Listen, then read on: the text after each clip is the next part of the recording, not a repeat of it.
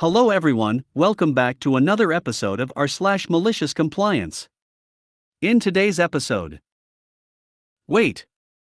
Now I'm not supposed to think what the customer wants? Want me to cancel all your subscriptions? Yeah, I can do that. Boss, a CD-ROM is a little more delicate than VHS tapes. Before we get started, make sure to subscribe so you will never miss a video. So let's get started. Wait. Now I'm not supposed to think what the customer wants? So 2 malicious compliances in 2 weeks, new record for me. This can serve as a sequel to my previous malicious compliance, as the cast and the premise is the same, just reverse. As a quick catch-up, I work at a printing hub as a print and copy expert, working with the machines to get them to print, setting up files, and quality checking things before they come out. It is a pretty laid-back job, and I really enjoy the technical side of it, not so much my coworkers, however. Don't get me wrong, however, I have no doubt they are good people, but I feel that they have settled into the job a little too much, and every little change gets them riled up. And then there is my manager, Kay, who is a good person at heart, but recently stress has been causing her to take it out on the employees. I stick with it because up until now she has been good. She at least deserves for me to stick through a stressful moment, especially coming into holiday season. Anyways, the incident. 3 days ago I was working with the big color machine printer. A rather large job came in for 200 books. This particular job was a rush order and needed to get out the same day, and the value of the job exceeded over $2,000.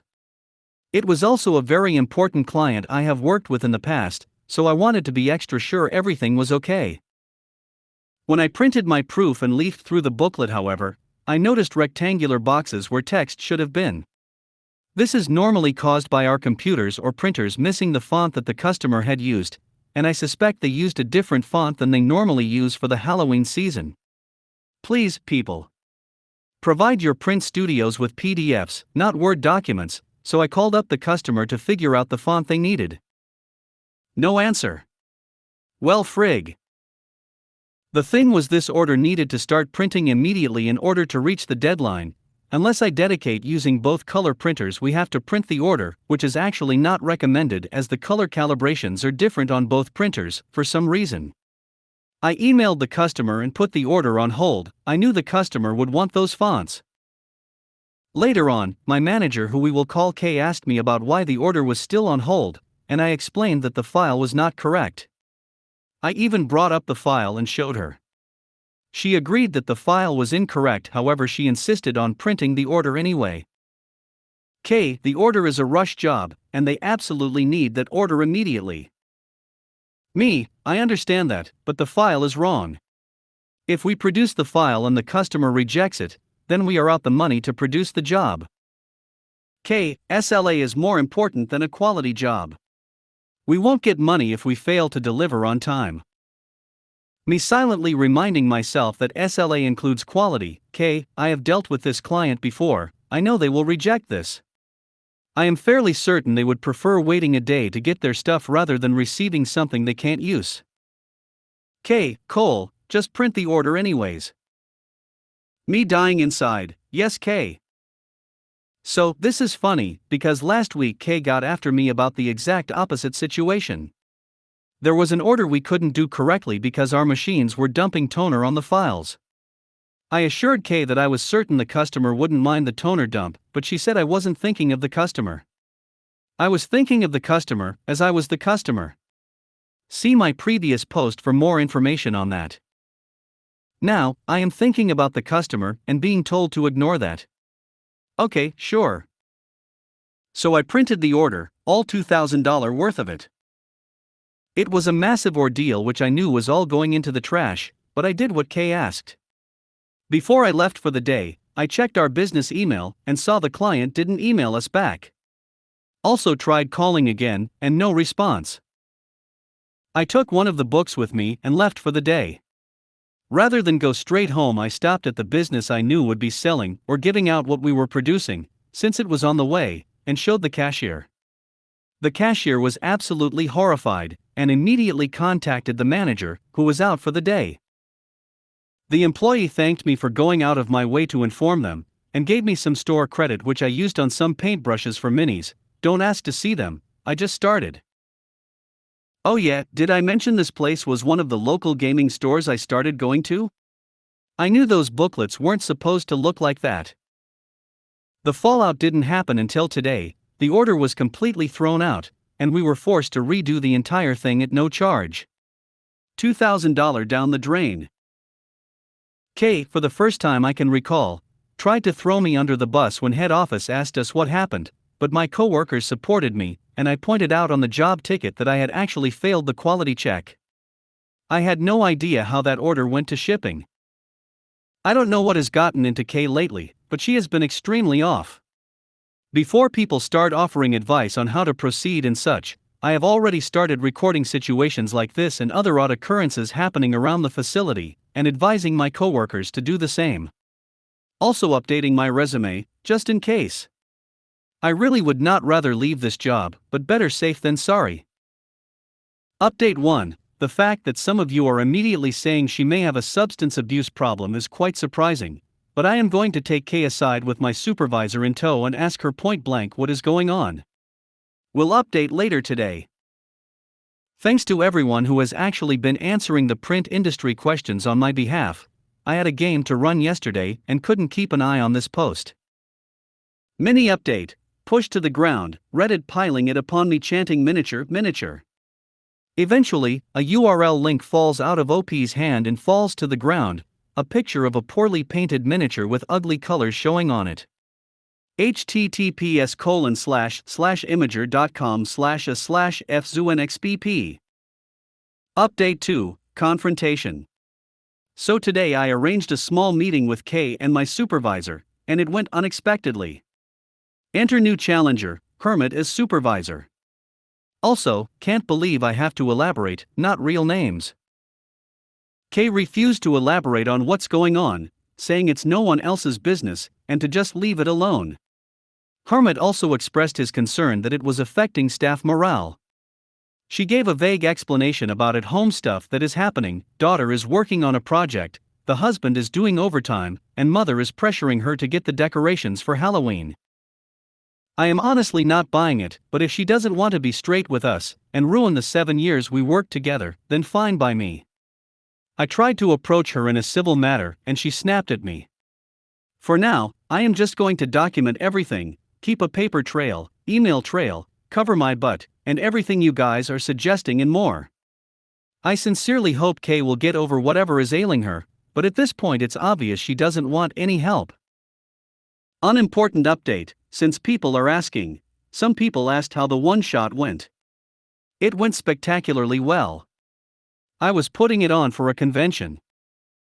For my convention games I aim more towards fun than challenge, give them a memorable experience. As such, when they only had 3 minutes to escape the ship they were trapped on, and finish the session before the time block expired, and encountered the final boss, they hit the boss with an attack that could deal one of 4 different damage types, chromatic orb. With a critical hit, they coincidentally choose the element the boss was vulnerable to, killing it in one shot. Cheers and sighs of relief all around the table. It was amazing. After that, I ran a seminar on how to DM, basically going over the traps early DMs fall into, like getting into a player versus DM mentality and properly incentivizing player interaction with your world by rewarding players properly. Want me to cancel all your subscriptions? Yeah, I can do that. I used to work at a call center for one biggest tele providers in our country. Mobile subscriptions, internet, landlines, all that. The call center I worked at was also only for business clients, and not private customers. So it was not unusual for a client to have a lot of mobile subscriptions. One thing to note. I am not sure how changing a mobile providers in other countries work, but in my country you have to get the other company you want to transfer to order the numbers from where you are now to them. You cannot cancel your subscription and then have it transferred. If you cancel your subscription, it stops working right away.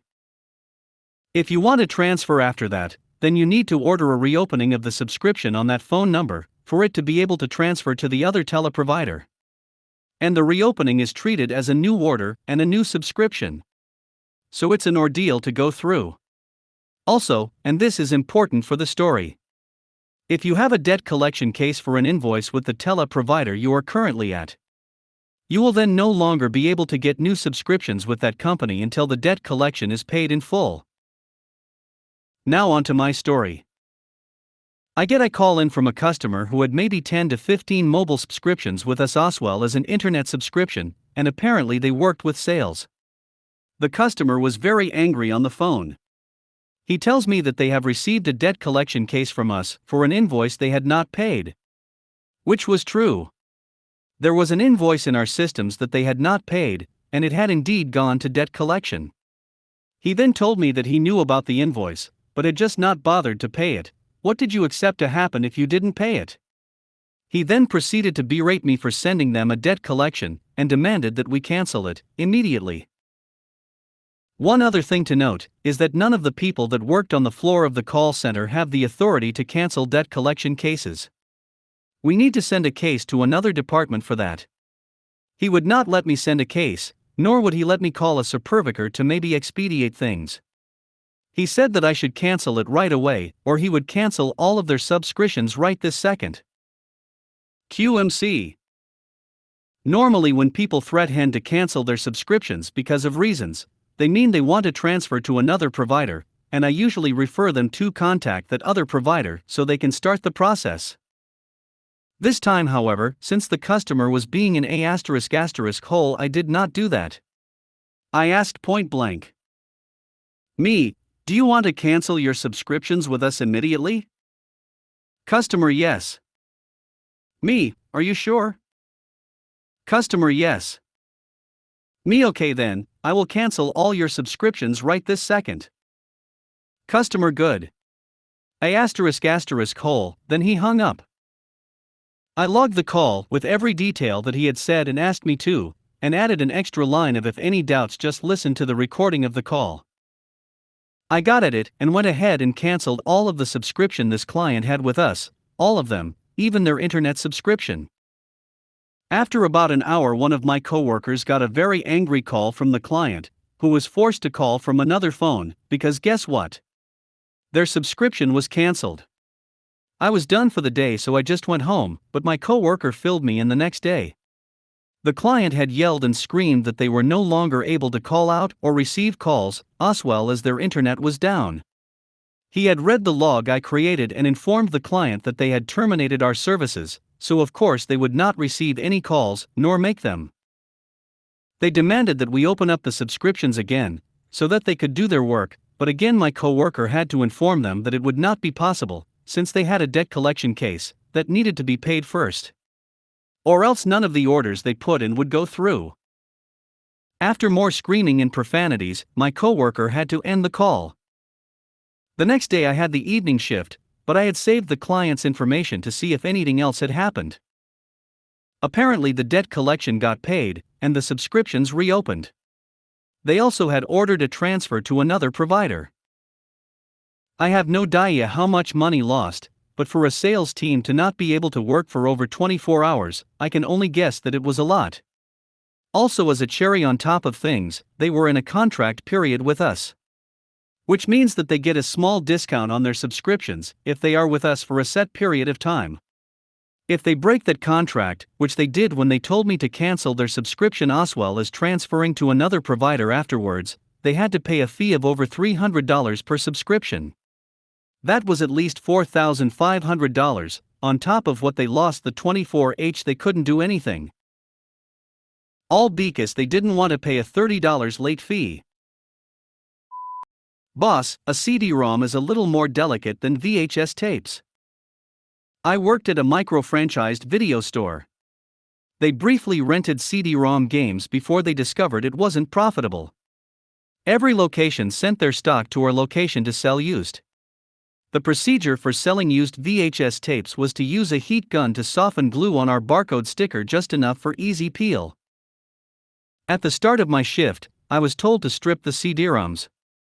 On the second CD-ROM I noticed any amount of heat warped the CD, and would render it unplayable.